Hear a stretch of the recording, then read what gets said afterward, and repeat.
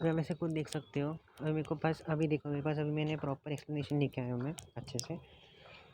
जैसे आप देख सकते हो कि साइट 1 जो होता है दैट इज़ रिस्पॉन्सिबल फॉर, मतलब विदाउट डायरेक्ट, अभी डायरेक्ट की बात आप पहले बात तो छोड़ दो, इतना याद रखो कि साइट 1 कितना Na+ या फिर K+ जो भी है वो रीअब्सॉर्ब कर सकता है, वो देखो आप।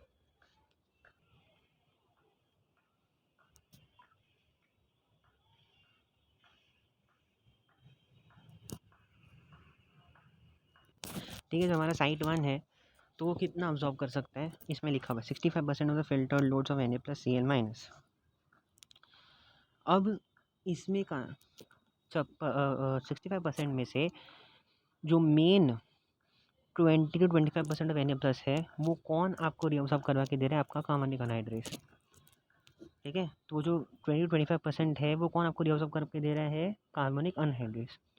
और बाकी का जो 40 to 45% है, या 40 to 35% जो भी आपका Na+ है वो कौन आपको करके दे रहा है, that is normal Na+ and Cl- का रीअब्जॉर्प्शन।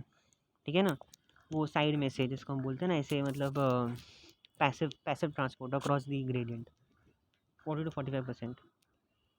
देन साइड 2 का कितना है, साइड 2 अगर रीअब्जॉर्प्शन करे Na+ का तो उससे वो 30% रीअब्जॉर्प्शन कर सकते हैं। साइड 3 5 to 8% रीअब्जॉर्प्शन कर सकता है, एंड साइड 4 ओनली 2 to 3%। अब दिमाग लगाओ थोड़ा सा, साइट 1 जो था, अगर मैं साइट 1 डायरेक्ट यूज़ करता हूँ तो मैंने क्या बोला था कि 65% रीअब्जॉर्ब करने की ताकत रखता है वो, उसमें से 25 से 20 पे 25% कौन रीअब्जॉर्ब कर रहा है, कार्बनिक अनहाइड्रेस। और उसी कार्बनिक अनहाइड्रेस हमारे हमारे पास कार्बनिक अनहाइड्रेस इनहिबिटर है, तो उस कार्बनिक अनहाइड्रेस इनहिबिटर को अगर अपन ने यूज़ किया तो हमारा 20 से 25% जो Na+ रीअब्जॉर्ब होने वाला था वो रीअब्जॉर्ब नहीं होगा, अभी वो एक्सीड हो जाएगा। मतलब एक्सीड मतलब नीचे चले जाएगा इंस्टेड ऑफ रीअब्जॉर्प्शन, बराबर। पर बाकी का 40 से 35% जो Na+ आपका रीअब्जॉर्प्शन होता है उसको तो आप रोक ही नहीं सकते, बराबर है। आप बोल रहे हो कि साइट में डायरेक्टिव तो मैंने दे दिया, तो ऐसा तो आप बोल नहीं सकते कि 60 से 60 to 65% आपका Na+ का लोड जो था रीअब्जॉर्ब होने वाला था, अब वो रीअब्जॉर्ब होने से बच गया और now directly go into the site, मतलब directly go for excretion now. No, you can not say that, क्योंकि 65% में से सिर्फ 20 से 25% का एक्सक्रीशन का जो लोड है वो आपका कार्बनिक अनहाइड्रेट संभालता है, और अगर उस कार्बनिक अनहाइड्रेट को मैंने रोक दिया तो 20 से 25% मेरा जो Na+ रीअब्जॉर्ब होने वाला था वो बच जाएगा रीअब्जॉर्ब होने से। बट बाकी का वो 45% जो Na+ है वो तो सिंपल पैसिव ट्रांसपोर्टर है, उसको तो मैं रोक नहीं सकता, इसलिए मेरे पास कोई ड्रग ही नहीं है, बराबर। अच्छा, अब ये जो लोड है जो 20 से 25% जो मेरा रीअब्जॉर्ब नहीं हुआ है, ठीक है, बराबर ना, ये 20 से 25% को मैंने रोक दिया ना कार्बनिक अनहाइड्रेस इनहिबिटर देके, बराबर। तो 20 से 25% जो है वो रीअब्जॉर्ब नहीं हुआ, मतलब that 20 to 25% will go into the side 2 now, बराबर। It will go into the side 2, सही है। अच्छा, along with the other 35% of Na+, बराबर है। अभी आप बोलोगे दूसरा 35% कहाँ से आया, दूसरा 35% वहाँ से आया, ये मैंने क्या बोला स्टार्टिंग में, 60 to 65% only is taking care of by this side 1, तो भाग का 35% में तो बचा होगा ना, तो वो कहाँ से आएगा, तो that will go along with this 25% will go into the side 2, बराबर। मतलब कितना परसेंट गया नीचे, साइड 2 के पास 65% गया।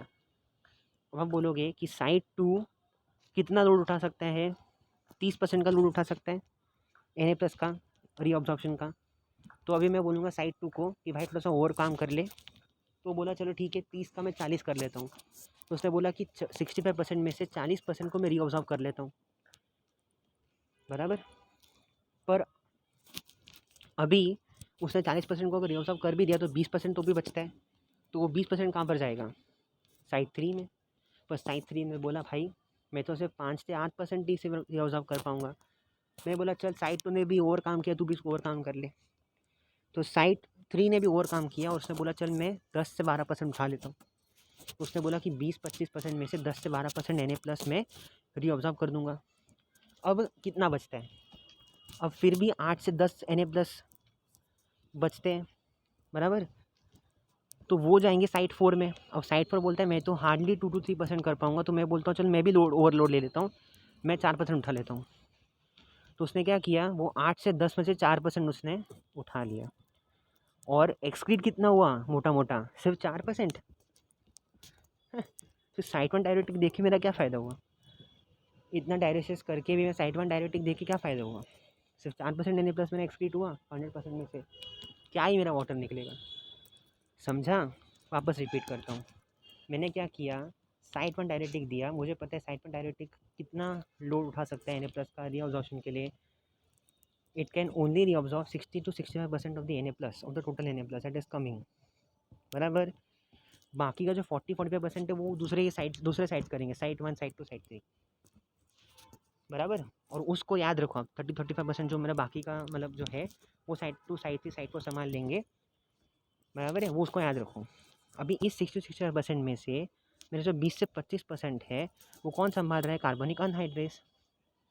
और अगर मैं साइट 1 डायरेक्टिक देता हूँ, साइट 1 डायरेक्टिक मतलब क्या है, कार्बनिक अनहाइड्रेस इनहिबिटर, और कार्बनिक अनहाइड्रेस इनहिबिटर मैंने दिया तो 20 से 25% एन प्लस जो रीअब्जॉर्ब होने वाला था वो रीअब्जॉर्ब होगा ही नहीं, बराबर।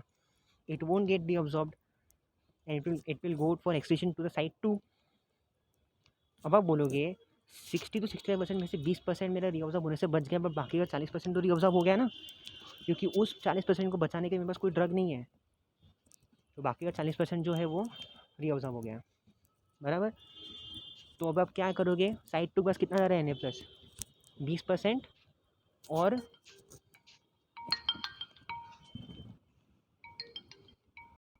बराबर, तो 20%, और जो पहले मैंने बोला था ना उसको याद रखना, 30 से 35% उसको ले लो आप, तो मिलके कितना हो गया, 60% हो गया। 60% N plus will be going to the side 2। ये समझा आपको कैसे 60% गया साइड 2 में, वापस समझाता हूँ। मेरे प्लस 100% एन प्लस जो है मेरा जाता है मेरे यूरिन के फॉर्म में, बराबर।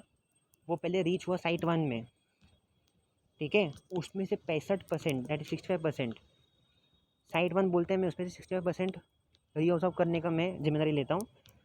बाकी का जो 35% है वो साइट 2, साइट 3, साइट 4 संभाल लेंगे, बराबर। तो इस 35% को आप याद रखो, इस 35% को साइट 1 हाथ भी लगाएगा नहीं, बराबर। अच्छा, ये साइड 35% को मैं साइड में रख दिया, और इसको याद रखो। अब 60%, हाँ, और एक और चीज़, ये 35% जो मैं आपको बोल रहा था ये रीअब्जॉर्ब नहीं हुआ है अभी तक, ठीक है, this is gone for excretion to the side 2, तो उसको साइड में रखो, याद रखो 35% मेरा जो है वो साइड में अभी भी है, and is not reabsorb now, that is going for excretion now.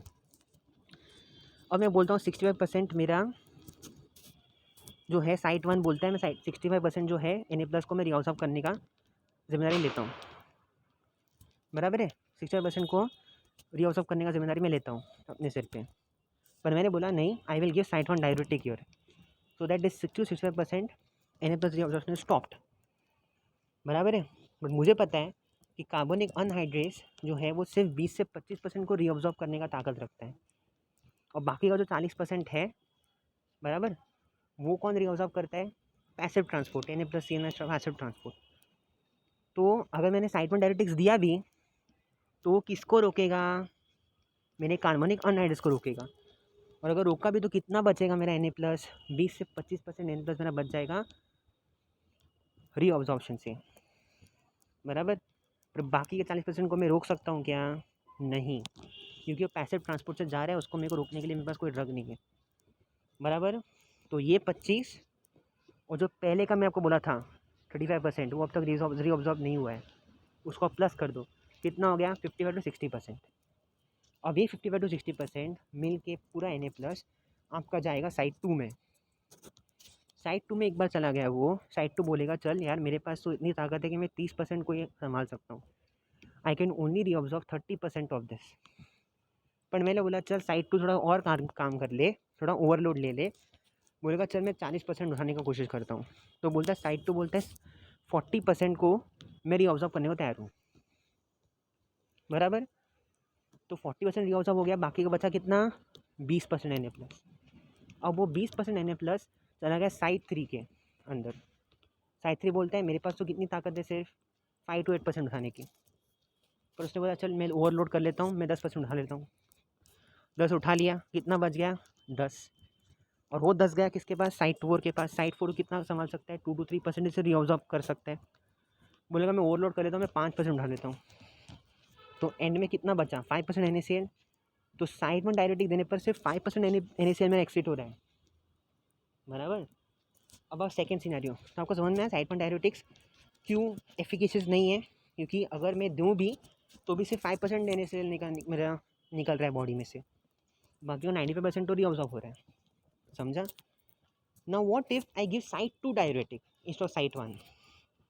तो आप सोचोगे अरे ओके, साइड 1 को मैंने डायरेटिक्स मतलब नहीं दिया, मतलब 100% NaCl मेरा जब मतलब मेरा जो किडनी में एंटर हुआ उसमें से 100% मेरा 65% तो किसने रीअब्जॉर्ब कर लिया? अपने साइड 1 ने। तो बचा कितना? 35%। अब वो 35% जाएगा कहाँ पर? साइड 2 में। और साइड 2 को मैंने क्या बोला है? मैंने डायलिसिस करने को बोला है। आई हैव टोल्ड, मतलब मैंने यहाँ पर डायरेटिक दे दिया साइड 2 पे। तो क्या होगा? 35% का 35% पूरा NaCl आपका रीअब्जॉर्ब होने से बच जाएगा, बराबर। 35% पूरा 35% आपका रीअब्जॉर्ब होने से बच जाएगा, बराबर। And then this 35% entire 35% will go to side 3 now. Side 3 बोलेगा अरे बाप रे, मैं तो सिर्फ 5 to 8% कर सकता हूँ, अगर मैंने ओवरलोड भी किया तो मैं सिर्फ 10% उठा सकता हूँ। 35% में 10% निकल गया, रीअब्जॉर्ब हो गया, तो कितना बच गया? 25%। और 25% अगर चला गया साइड 4 में, साइड 4 बोलेगा तो मेरे लिए बहुत लोड है, मैं निकालूंगा, मैं कितना निकालूंगा? 25। मैं 25 में से 5% को रीअब्जॉर्ब कर सकता हूँ, उससे 5% रीअब्जॉर्ब कर लिया, तो एंड में कितना इतने Na+ निकला अपने बॉडी में से? 20% Na+ is now out of the body. Just compare the statistics. When you give side 1 only 5% NaCl was excreted out, but when you gave side 2 20% NaCl was excreted out, बराबर। इधर ही जंग जीत गया वो, इधर ही वॉर जीत गया। इसलिए मैं बोलता हूँ कि हाईली एफिकेशियस है साइड 2। अच्छा, अब मैं बोलता हूँ साइड 3। साइड 3 में अगर आप जाके करोगे, ठीक है, साइड 3 अगर मैं बोलता हूँ साइड 3 डायरेटिक अगर मैं देता हूँ instead of side 1 side 2 I will give side 3 diuretic, बराबर। तो साइड 1 बोलते हैं 100% में से 65% मैंने रीअब्जॉर्ब कर लिया, बाकी बचा 30%। उस 30% में से 30% सारा का सारा किसने रीअब्जॉर्ब कर लिया? साइड 2 ने। और कितना बचा NaCl? अभी 5% NaCl। तो 5% NaCl जाएगा साइड 3 में। साइड 3 को मैंने डायरेटिक दे दिया वहाँ पर, तो 5% NaCl बच गया, बराबर। 5% NaCl बच गया रीअब्जॉर्ब होने से, और वो 5% NaCl कहाँ पर जाएगा? साइड 4 में। और साइड 4 खुद बोलता है मैं तो सिर्फ 3% रीअब्जॉर्ब कर सकता हूँ इसमें से, तो 3% रीअब्जॉर्ब कर लिया उसने। और एंड में कितना NaCl बचा? सिर्फ 2% NaCl बचा, मतलब एक्सक्रीशन कितना हुआ? सिर्फ 2% NaCl का एक्सक्रीशन हुआ। तो I am giving side 3 only 2% NaCl excretion is happening, Na+ excretion is happening.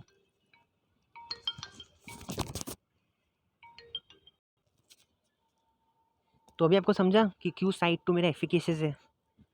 Now do you think I should discuss side 4 diuretics? No, it is not needed only. समझ में आ रहा है?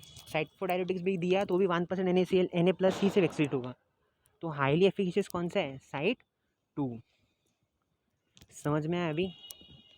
ओके, नहीं समझ में आया तो वापस मेरा वीडियो देखा करो, और मेरे जो वर्ड्स हैं उनको आप ध्यान से सुनो, तब जाके आपको समझ में आएगा। ये समझ में आया आपको? Okay then, let's see you all in the next video where we will be discussing your side 4 diuretics, potassium sparing diuretics. Okay, thank you.